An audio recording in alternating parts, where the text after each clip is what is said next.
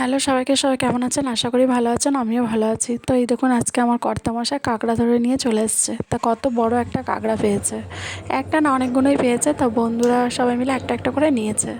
তো পাশের বাড়ির একটা দিদিকে ডাকলাম কাঁকড়াটা কেটে দেওয়ার জন্য, তাই কেটে দিয়ে দিল। তো কাঁকড়াটা আমি আজকে রেসিপি বানাবো না, রান্নাও করবো না, ওটা কালকে করব। জাস্ট আনন্দ লেগেছে এত বড় কাঁকড়াটা দেখে, তাই আপনাদের সাথে শেয়ার করলাম। কিন্তু ঘিলুটা দিয়ে আমি একটা রেসিপি বানাবো। আর কাঁকড়াটা এখন আমি ধুয়ে পরিষ্কার পরিচ্ছন্ন করে আমি ফ্রিজে রেখে দেবো। আর আজকে আমি বানাবো হচ্ছে মটরশুঁটির ছোকলা দিয়ে রেসিপি, যেটা আমরা ফেলে দিই। মটর বার করে নিয়ে ছোকলাটা ফেলে দিই। একটু করতে ঝামেলা, কিন্তু খেতে কিন্তু দারুণ টেস্ট। তো এইখানে আমি কাঁকড়াটাকে পরিষ্কার করে ধুয়ে নিয়েছি, তো ফ্রিজে ঢুকিয়ে রেখে দেবো। আর এদিকে আমি গোটা একটা আলু ছাড়িয়ে নিয়েছি, আলুটাই মেশিনে ঘষে নেবো।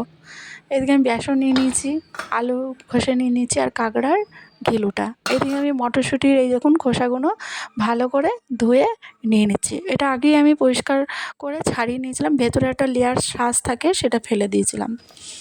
তো এই যে আমি আলুর মধ্যে দিয়ে দিলাম মটরশুঁটির খোসাগুলো, দিয়ে কাঁচা লঙ্কা কুচি দিয়ে দিচ্ছি, আর কাঁকড়ার ঘিলুটা দিয়ে দিলাম, আর বেসন দিয়ে দেবো এর ওপরে, আর লবণ হলুদ আর সুজি দিয়ে দেবো।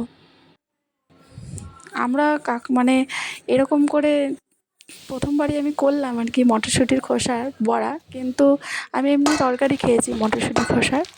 তো অনেকে ফেলে দেয়, ভাবে এরকম এটা আবার কী করে খায়। তো খেতে কিন্তু ভালো লাগে, আপনারা বাড়িতে একবার হলেও ট্রাই করে দেখবেন। তো এই যে ভালো করে আমি মেখে নিলাম। তো এদিকে আমি তেল বসিয়ে দিচ্ছি কড়াইতে। তা এদিকে একটু আমি জিরে বাটা আর লঙ্কা বাটা দিয়েও ভালো করে মেখে নিলাম, তাহলে আরও টেস্ট লাগবে খেতে। আপনারা চাইলে কাঁকড়ার ঘিলুটা অ্যাভয়েড করতে পারেন, নাও দিতে পারেন, না থাকলে, কারণ ওটা তো বাড়িতে সবসময় থাকে না, এমনিও বানাতে পারেন। তো আমার ছিল, তাই কাঁকড়ার ঘিলুটা এর ভিতরে দিয়ে দিয়েছি। তো এই দেখুন, আমি এবার অল্প অল্প করে বড়া দিয়ে দেবো তেলের উপরে। মানে খেতে দুর্দান্ত টেস্ট হয়েছিল, কী বলবো। দিয়ে আপনাদের সাথে ওই জন্য আরও বিশেষ করে শেয়ার করলাম। দিয়ে বড়াগুলো উল্টিয়ে দিলাম।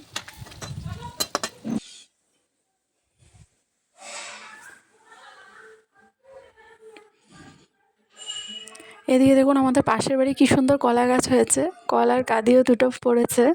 ওদিকে পেঁপেও হয়েছে, ওদের বাড়িতে খুব সুন্দর গাছপালা আছে, দেখতেও সুন্দর লাগে। তো এদিকে আমার বড়া ভাজা মোটামুটি কমপ্লিট হয়ে গেছে। তো এই যে কমপ্লিট আমার বড়া ভাজা। তো কেমন লেগেছে অবশ্যই বলবেন। এখন টেস্ট করার পালা। তো আমাদের বাড়িতে কিছু মেম্বার আছে, তো তারা টেস্ট করবে। তার মধ্যে আমাদের জেনি সোনাও আছে। তো এখনকার মতন এই পর্যন্ত, আবার দেখাবে অন্য কোনো ভিডিও নিয়ে। সোনা কেমন লেগেছে?